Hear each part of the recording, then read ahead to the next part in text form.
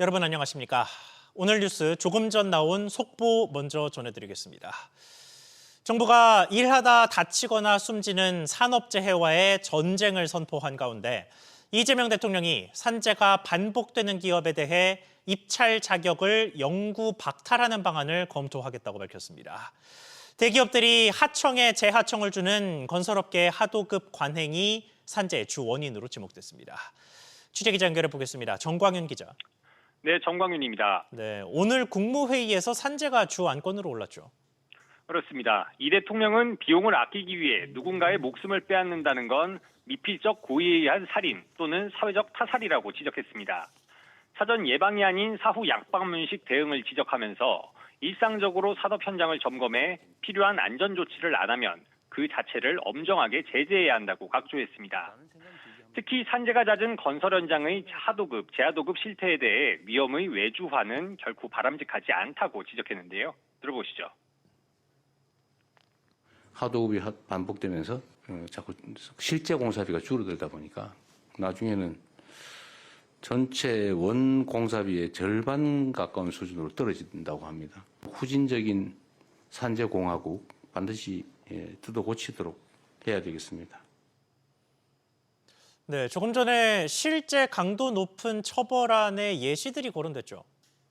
네, 그렇습니다. 강유정 대통령실 대변인에 따르면 이 대통령은 정말 강한 제재가 필요하다면서 입찰 자격을 영구 박탈하는 방안과 금융제재, 과징금 제도 도입 등을 검토하라고 지시했습니다. 특히 과징금에 대해선 원청 책임을 강화하는 내용이 꼭 들어가야 한다고도 강조했습니다. 이와 관련해 인명사고가 발생하면 건설사 등의 1년 이하 영업정지나 매출의 최대 3%를 과징금으로 부과하는 법안이 국회에서 논의 중인데요. 여당은 오는 21일 관련 상임위에 해당 법안을 상정하고 다음 달부터 본격 논의에 착수할 것으로 보입니다. SBS 비즈 정광윤입니다. 이렇게 정부를 중심으로 산재 사고에 대한 경각심이 극도로 커진 가운데 최근 사망사고가 발생한 DL건설에서는 사고와 연관된 모든 관계자가 사표를 냈습니다. 이어서 취재기자 연결해 보겠습니다. 김한나 기자. 사표를 낸 사람이 한두 명이 아니던데 상황 어떻습니까? 네, 강윤호 DL건설 대표이사가 어제 사표를 제출했습니다. 이외에도 하정민 최고안전 책임자를 비롯한 임원진과 현장 소장 등 80여 명이 일괄 사표를 냈습니다. 다만 현장 조사 등 사고 수습을 위해 강 대표의 사표는 아직 수리되지 않은 상황입니다. DL건설은 사고 직후 모든 현장의 작업을 즉시 중지하고 전사적으로 긴급 안전점검을 실시해 안전이 확실하게 확인되기 전까지는 작업 중지를 해제하지 않을 것이라고 밝혔습니다. 네, 현재 DL건설뿐만이 아니고 모 회사 DLENC도 공사 현장이 모두 멈춘 상황이죠. 네, 그렇습니다. DL건설은 현장 40여 곳의 작업을 중단했습니다. DL건설은 각 현장의 안전이 담보되기 전까지는 공사를 멈추겠다고 밝혔고 현재 재개된 곳은 없습니다. DLENC도 전국 80여 개 현장의 작업을 일시 중단했는데요. DLENC는 안전 점검을 마친 곳을 대상으로 어제부터 공사 재개를 시작했습니다. 한편 잇따라 산업재해 사망사고가 발생한 포스코 ENC의 경우 경찰과 고용노동부가 오늘 오전 압수수색에 들어갔습니다. SBS 비즈 김한나입니다. 지난달 한미 관세 협상이 극적으로 타결됐습니다만 이후에도 관세를 둘러싼 불안이 계속되고 있습니다. 특히 미국이 반도체가 포함된 IT 기기에도 품목 관세를 예고하면서 스마트폰을 둘러싼 우려가 커지는 상황입니다. 우리 경제 전반에 큰 변수가 될 수밖에 없는 만큼 일정이 확정된 한미 정상회담에서 벌어질 추가 협상의 중요성도 커질 텐데 오늘 뉴스에서 여전한 관세 불안 자세히 다뤄보겠습니다. 먼저 스마트폰 관세 위협에 직면한 삼성의 상황을 조슬기 기자가 보도합니다. 삼성전자 갤럭시 Z 폴드 7은 지난달 미국 시장에서 사전 예약 신기록을 세우며 인기를 실감했습니다. 미국 내 스마트폰 시장 점유율도 지난 2분기 31%까지 끌어올리며 애플과 점유율 격차도 줄였습니다. 스마트폰 품목 관세 조치는 이러한 분위기에 찬물을 끼얹을 수 있습니다. 8월 중순 미국 상무부의 반도체 및 반도체 파생 제품에 대한 무역 확장법 232조 조사 결과를 예의주시하고 있습니다. 스마트폰, 태블릿, PC, 모니터 등 완제품도 포함되어 있어 당사 사업에 대한 영향이 적지 않을 것으로 반도체처럼 미국 내 생산 시설을 갖추지 않아 관세 부담을 고스란히 떠안을 수밖에 없습니다. 최근 애플이 자국의 6천억 달러 규모 투자 계획을 밝힌 것도 스마트폰 관세 부과에 대비하기 위한 조치란 평이 나옵니다. 갤럭시가 이제 미국 현지 생산이 지금 안 돼 있는 상태이기 때문에 결국에는 애플과의 가격 경쟁력에서 뒤떨어질 수 있는 부분이 반도체를 핵심 부품으로 쓰는 IT 기기 제조업체들도 반도체 파생 제품 관세 발표에 긴장하고 있습니다. 반도체와 완제품의 고율 관세가 붙으면 수출 가격이 오르고 원가 부담을 낮추기 위한 단가 인하 등 협력사들의 피해로 고스란히 이어질 가능성이 적지 않습니다. SBS 비즈 조슬기입니다. 이런 가운데 국책연구기관 KDI는 올해 성장률 전망을 0%대로 유지했습니다. 추경에 소비 쿠폰도 지급됐지만 여전히 우리 경제 먹구름이 거치지 않았다고 본 건데 이유 짚어보겠습니다. 정보윤 기자. 5월에 먼저 성장률 전망치가 나왔고 3개월 만에 그걸 업데이트를 한 건데 그대로였습니다. 네, 그렇습니다. 국책연구기관인 한국개발연구원은 우리나라의 올해 경제 성장률 전망치를 0.8%로 전망했습니다. 지난 5월 내놓은 전망치와 동일한데요. 주요 투자은행들이 잇따라 1%대로 성장률 전망치를 올려잡은 것과는 대조됩니다. KDI는 올해 소비와 수출은 상향 조정했으나 건설 투자 증가율을 하향 조정함에 따라 연간 성장률은 기존 전망과 유사하다고 밝혔습니다. 구체적으로 올해 민간 소비는 2차 추가 경정 예산을 반영해 0.2%포인트 상향 조정했고 수출도 기존보다 1.6%포인트 올려잡았지만 건설 투자가 기존 전망을 하회하면서 3.9%포인트 하향 조정됐습니다. 네, 추경도 집행했고 미국과 관세 협상도 타결한 상황인데요. 그럼에도 이렇게 부정적 전망이 나온 구체적인 근거가 뭡니까? 네, KDI는 전망의 위험 요인으로 통상 갈등 격화와 부동산 PF 시장 정상화 지연 가능성 등 두 가지를 꼽았는데요. 특히 미국이 100%의 고율 관세를 부과한다고 발표한 반도체의 경우 아직 세부 사항이 불명확해 이번 전망에는 반영되지 않았습니다. KDI는 대만과 아세안 등에서 우리 반도체가 중간재로 활용되고 있다는 점에서 주요 교역국에 대한 반도체 관세 인상도 우리 수출에 작지 않은 하방 위험으로 작용할 것이라고 분석했습니다. 반면 글로벌 IB들은 최근 우리나라의 올해 경제 성장률 전망치를 잇따라 올렸는데요. 골드만삭스와 바클레이즈, 뱅크 오브 아메리카 등은 한미 무역 협상 타결 직후 1%대로 상향한 전망치를 내놨습니다. SBS 비즈 정보인입니다. 이렇게 여전히 불안한 우리 경제 상황 속에서 관세 협상을 마무리하기 위해 이재명 대통령이 미국을 향합니다. 오는 25일 한미 정상회담이 확정돼 트럼프 미국 대통령과 마주하게 됩니다. 새 정부 첫 한미 정상회담의 과제를 우형준 기자가 전하겠습니다. 이재명 대통령 취임 이후 열리는 첫 한미 정상회담이 오는 25일로 확정됐습니다. 트럼프 대통령의 초청으로 8월 25일 한미 정상회담 개최를 위해 8월 24일부터 26일까지 미국을 방문할 예정입니다. 대통령실은 이번 회담에서 한미 동맹을 미래형 포괄적 전략 동맹으로 발전시키는 방안을 논의할 예정이라고 밝혔습니다. 특히 이번 정상회담에선 지난달 말 타결된 3,500억 달러 규모의 대미 투자 등에 대한 세부안을 두고 미국 측과 줄다리기가 이어질 것으로 보입니다. 관세 협상을 토대로 반도체와 배터리, 조선업 등 제조업 분야를 포함한 한미 경제 협력에 대해 논의가 이뤄질 전망입니다. 반도체, 배터리, 조선업 등 제조업 분야를 포함한 경제 협력과 첨단 기술, 핵심 광물 등 경제 안보 파트너십을 양국 간에 더욱 강화하기 위한 방안에 대해서도 협의할 것으로 기대됩니다.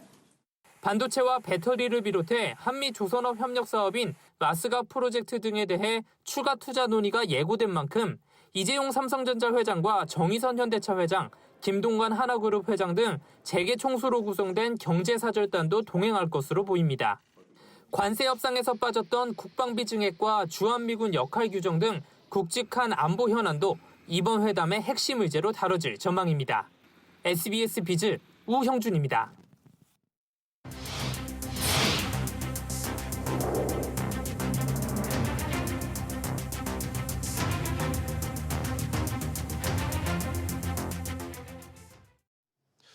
정부의 부동산 공급 대책 일부가 공개됐습니다. 국가 소유의 빈 땅과 오래된 공공건물을 활용해 공공주택 15,000호를 더 공급하기로 했습니다. 다만 국유지 개발은 계획대로 순탄하게 흘러가는 경우가 많지 않아서 실효성에 벌써부터 의문이 제기됩니다. 먼저 정부의 새로운 공급 계획을 정윤형 기자가 정리했습니다. 서울 성수동에 있는 경찰 기마대 부지입니다. 현재는 경찰 기동대가 임시 사용하고 있고 곧 이전 예정입니다. 근처 성수역과는 걸어서 8분 거리의 역세권으로 정부는 이곳에 청년주택 400호를 지을 예정입니다. 또 광명세무서 부지에 200호, 서울 목동 출입국관리사무소에 300호의 공공주택도 공급할 예정입니다. 이렇게 도심 노후 공공청사와 역세권 유휴부지 등을 활용해 정부는 신규 공공주택 약 15,000호 이상을 공급한다고 밝혔습니다. 정부는 수도권의 추가 부지를 더 찾고 있습니다. 이미 발표한 공공주택 2만 호 공급 계획도 앞당겨 추진합니다. 신혼부부를 대상으로 한 용산 유수지 개발 300호는 2031년 준공 예정이고 청년을 대상으로 한 종로 복합청사 개발 50호는 2027년 준공 계획입니다. 이렇듯 수도권 내 수요가 많은 지역에 저렴한 공공주택이 공급되면 신혼부부와 청년층의 관심을 끌 것으로 보입니다. 문제는 원활한 사업 추진입니다. 주민들의 반대라든가 민원도 있고 실제 이제 실행하기 위한 인허가라든가 추진하는 데 있어서의 세세히 살펴봐야 되는 그런 내용이다라고 볼 수 있을 것 같습니다. 정부는 다양한 이유로 사업 진행에 차질을 빚은 공급권에 대해선 개선 방안을 만들어 향후 발표할 예정입니다. SBS 비즈 정윤영입니다. 이전 정부에서도 국유지를 개발하겠다는 계획은 단골 공급 카드로 쓰였습니다. 각 정부마다 10곳에서 많게는 수십 곳의 국유지 공급 계획을 내놨지만 제대로 착공에 들어간 곳은 많지 않은 상황입니다. 이번 대책의 실효성을 우려하게 되는 이유인데 이렇게 착공이 밀린 이유를 최지수 기자가 취재했습니다. 서울시가 부지를 소유하고 있는 상암동 서부 면허 시험장입니다. 지난 2020년 문재인 정부는 서부 면허 시험장 부지에 3,500여 세대를 공급하겠다고 밝혔습니다. 하지만 당시 마포구와 주민들이 공공주택이 아닌 복합 개발을 원하면서 반발하자 현재 서울시는 개발 방향을 원점에서 재검토 중입니다. 10,000호를 공급하겠다고 했던 노원태릉 골프장 부지도 주민 반대로 6,800가구로 줄었는데 토지 소유주인 국방부마저 반대하며 사업은 답보 상태입니다. 2020년 국공유지 활용을 골자로 한 수도권 신규 택지 후보지 중 현재 공사를 진행 중인 곳은 마곡지구 미매각 부지 한 곳에 그칩니다. 소유하고 있는 관공서들과 사전에 협의가 되지 않고 발표 먼저 하다 보니까 계속 진척이 되지 않았던 건들이 많아서 관계 부처나 지자체와의 면밀한 협의가 먼저 이루어져야 될 것 같아요. 지난해 윤석열 정부도 공공청사를 활용한 청년 임대주택 부지로 10곳을 발표했지만 사업 진척이 있는 곳은 방이동 공공청사뿐입니다. 국유지 활용을 해서 주택 공급을 한다는 거는 집값 안정을 위해서는 굉장히 중요한 일이고요. 정부가 바뀌더라도 전 정부가 하던 정책을 이어서 공급할 수 있는 제도적인 장치를 마련해서 꾸준하게 공급하는 게 좋을 것으로 보입니다. 서울의 유휴부지가 제한적이고 공급 속도가 어느 때보다 중요한 만큼 안 되면 말고식의 대책에서 벗어나야 한다는 지적이 나옵니다. SBS 비즈 최지수입니다. 수십 년 전 한화그룹과 DL그룹이 5대5로 의기투합해 만든 합작사 여천 NCC입니다. 그런데 지금은 양측 갈등의 원인이 됐습니다. 이해욱 DL그룹 회장의 비공개 회의 발언이 거론되는가 하면 계약을 둘러싼 공방이 벌어지는 등 진흙탕 싸움으로까지 번지는 모습입니다. 윤지혜 기자입니다. 지난 1999년 하나와 DL은 석유화학 합작회사 여천 NCC를 설립하며 25년간 유지하기로 합의했습니다. 합작법인 계약이 만료되는 시점은 2024년. 양사는 앞으로 합작회사를 더 유지할지, 새롭게 계약을 맺는다면 어떤 조건을 담을지 협상에 나섰지만 여천 NCC의 악화된 재무 상황은 이를 어렵게 만들었습니다. 사업이 화랑일 때는 50대 50에서 서로 문제가 없는데 사업이 안 좋아지면 이 부담을 누가 져야 하느냐라고 하는 측면에서 한 주라도 많은 기업이 주도권을 가지고 운영을 해야 되는데 지금 이 구조 조정 자체가 쉽지가 않은 측면이 있는 것이고요. 하나 측은 이해욱 DL그룹 회장이 회의에서 여천 NCC에 대해 내가 만든 회사지만 신뢰가 안 간다고 발언했다며 공동 대주주인 DL이 자금 지원을 거부하고 워크아웃을 강행할 뜻을 갖고 있다고 주장했습니다. 기존 조인트 벤처 계약이 이번에 만료되면서 앞으로 새로운 조건을 협상해야 하지만 양측이 여천 NCC로부터 구매하는 원료 가격 문제로 양측 공방은 더 치열해질 전망입니다.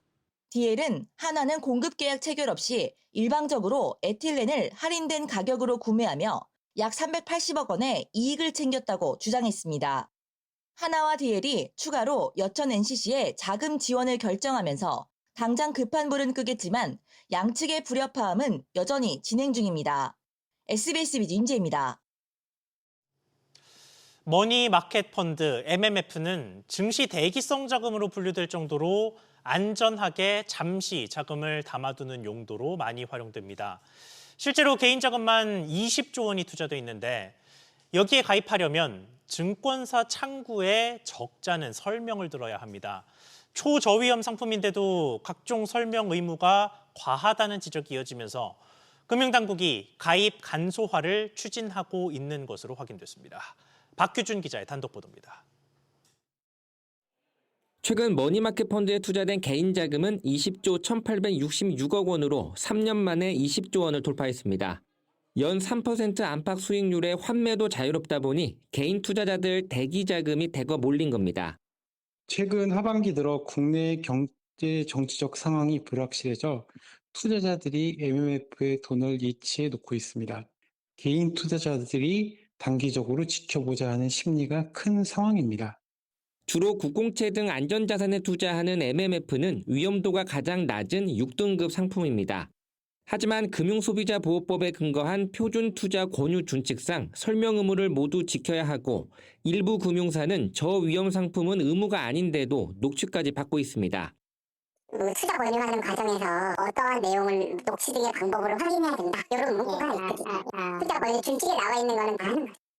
가입이 불필요하게 번거롭다는 지적이 나오자 금융감독원은 MMF를 포함한 저위험 공모펀드에 한해 상품 설명을 간소화하기로 했습니다. 금감원은 지난 4월 말 별도 TF를 꾸려 공모펀드 가입 간소화를 위한 작업에 착수했는데 MMF가 포함돼 논의되고 있는 것으로 파악됐습니다. 저위험 공모펀드는 설명 내용, 교부 서류를 대폭 줄이거나 일부 녹취 관행을 없애는 등의 개선책이 나올 가능성이 거론됩니다. 금감원은 설명 간소화 방안 등을 담은 최종안을 다음 달 내놓을 전망입니다. SBS 비즈 박규준입니다. 글로벌 시세 기준으로 연일 최고점 인근에서 움직이고 있는 비트코인이 국내에서도 최고가를 경신했습니다. 미국 기관 투자자들의 활발한 매수세가 호재로 작용한 영향인데요. 반대로 금값은 투자 심리가 흔들리며 출렁이는 모습을 보였습니다. 이정민 기자입니다. 비트코인은 국내 가상자산거래소에서 오후 4시 기준 개당 1억 6,390만 원 선에 거래됐습니다. 어제 1억 6,700만 원을 돌파하며 국내 신고가를 경신한 비트코인은 고공행진을 이어가고 있습니다. 미국 최고 명문인 하버드 대학도 투자하고 있다는 소식에 글로벌 가상자산 거래소에서 12만 2천 달러 선을 돌파했던 비트코인은 11만 9천 달러 선에서 매매됐습니다. 퇴직연금의 가상자산 투자가 가능해짐으로써 투자 심리가 개선된 것이 가장 크다고 생각이 듭니다. 반면 대표적 안전자산으로 꼽히는 금은 롤러코스터 장세를 보였습니다. 도널드 트럼프 미국 대통령이 골드바를 관세 부과 대상으로 분류했다는 보도에 뉴욕 상품거래소 금 선물 가격은 현지 시간 8일 사상 최고치인 온스당 3,534달러까지 치솟았습니다. 다만 트럼프 대통령이 사흘 뒤인 현지 시간 11일 금은 관세 부과 대상이 되지 않을 것이라고 밝히면서 2.5% 떨어진 3,404달러까지 급락했습니다. 그럼에도 견조한 매입세에 금 강세가 계속될 거란 전망이 나옵니다.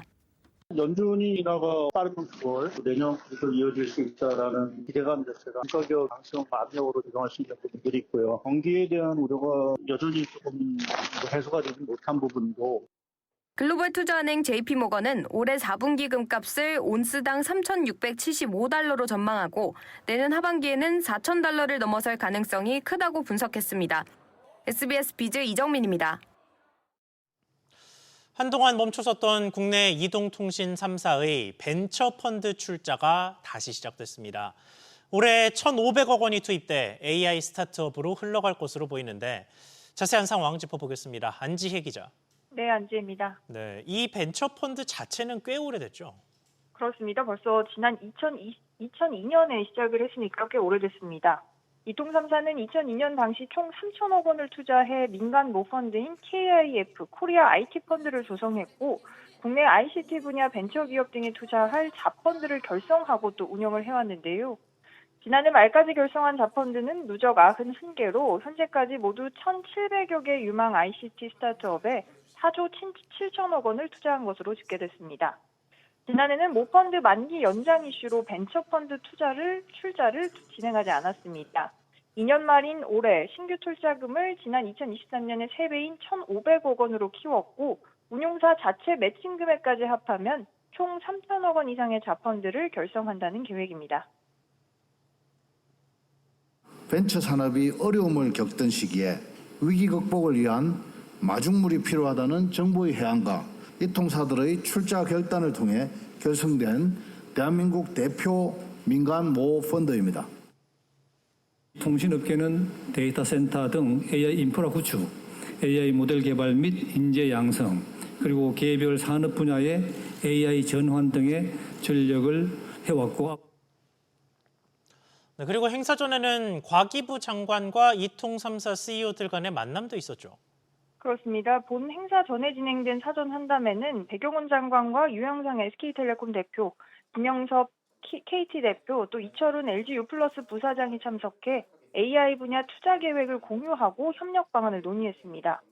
배 장관은 AI 데이터 센터나 시설 투자도 세제 감면이나 규제 개선 등으로 지원을 할 예정이라면서 이통 3사와 정부가 앞으로 AI 원팀이 돼서 AI 생태계 활성화를 위해 다 같이 노력하겠다고 화답했습니다.